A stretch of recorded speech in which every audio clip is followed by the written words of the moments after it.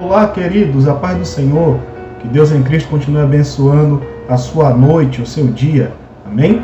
Passando para avisar vocês que estará saindo uma opinião bíblica, aquilo que eu acredito, uma visão bíblica sobre um assunto muito importante que eu venho observando nos últimos dias que estamos vivendo. Poucas das pessoas têm se atentado para isso, ou muitas pessoas têm, de um certo ponto, buscado e ainda não obtiveram essa maravilha da parte de Deus. Eu quero avisar vocês que não é inscrito no canal, que vocês inscrevam-se no canal, ative o sino de notificações para sempre que surgir alguma novidade ou algum conteúdo neste canal no YouTube, vocês possam estar inteirados, amém? Que Deus continue te abençoando. Forte abraço, vamos ao vídeo.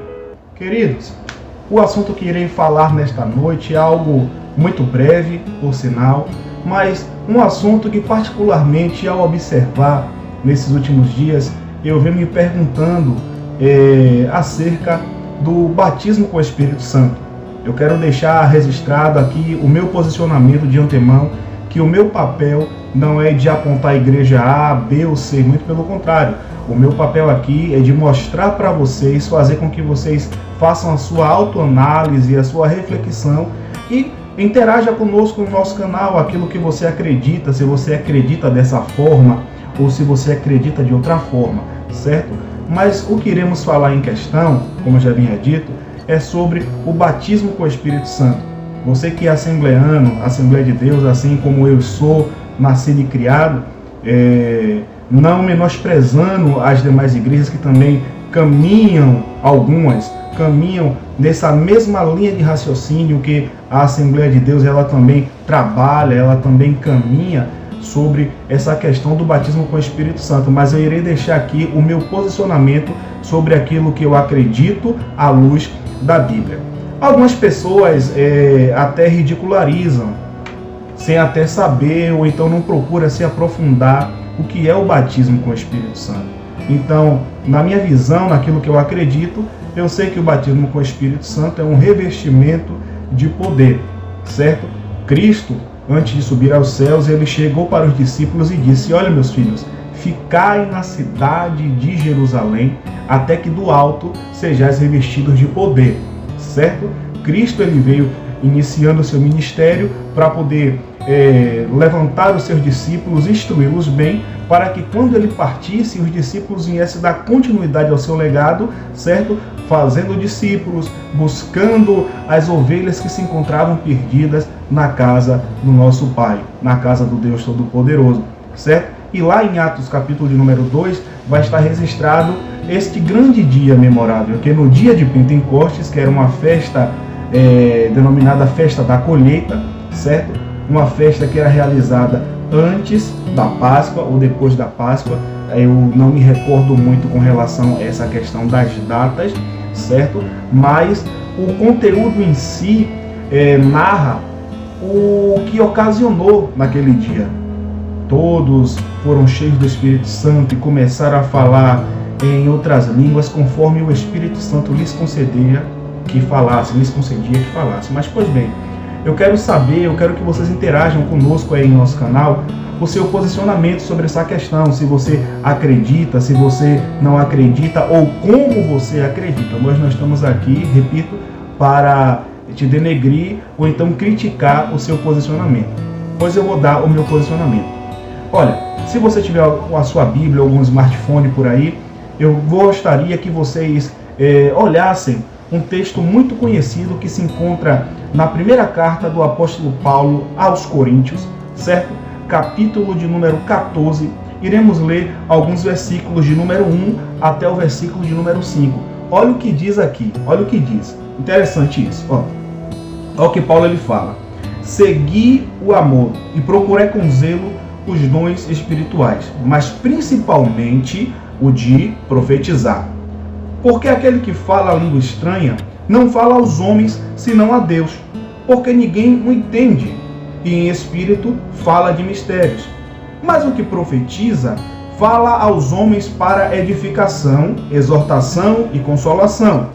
O que fala a língua estranha edifica-se a si mesmo, mas o que profetiza edifica a igreja.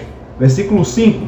E eu quero que todos vós faleis línguas estranhas, mas muito mais que profetizes, porque o que profetiza é maior do que o que fala línguas estranhas, a não ser que também interprete, para que a igreja receba edificação.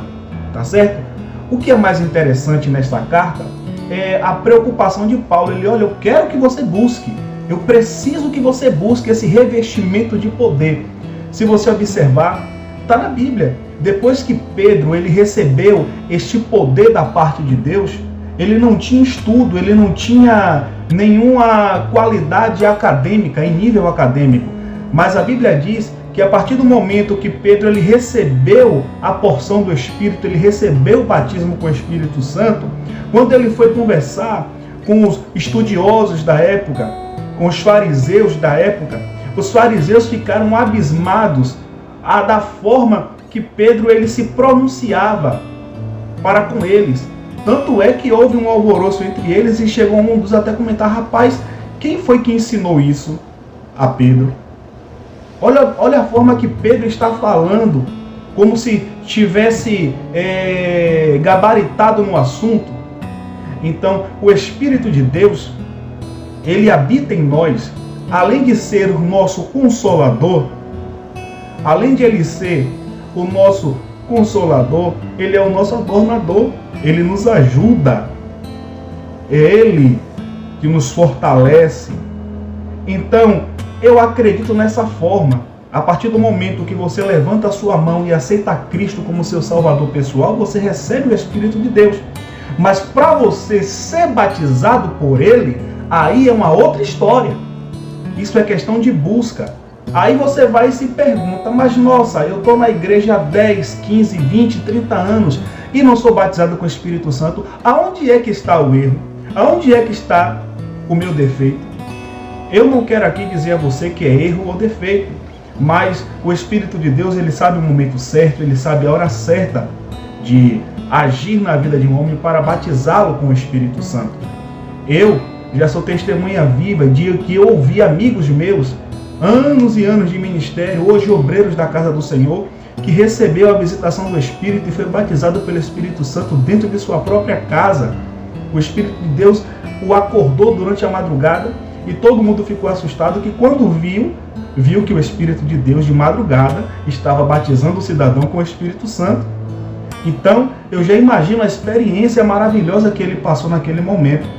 E Paulo, nesse texto, ele salienta aos ouvintes que o dom de profecia é superior ao dom de línguas.